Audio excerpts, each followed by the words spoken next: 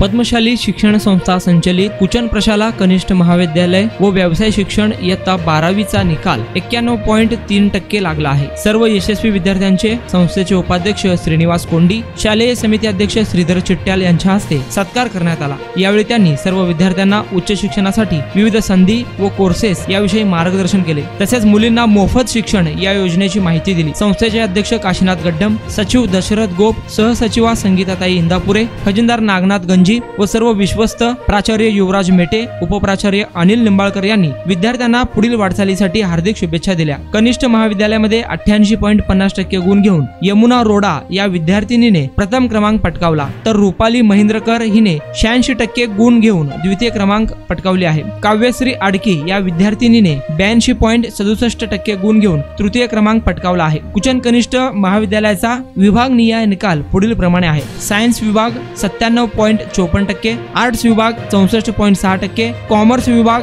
96.15%, व्यवसाय विभाग 86.84% असा लागला आहे। तसेच इतर विषयांमध्ये देखील विद्यार्थ्यांनी घवघवीत यश संपादन केले आहे। त्यांचा कनिष्ठ महाविद्यालयातील सर्व शिक्षक, शिक्षकेतर कर्मचारी, पालकांनी अभिनंदन केला आहे।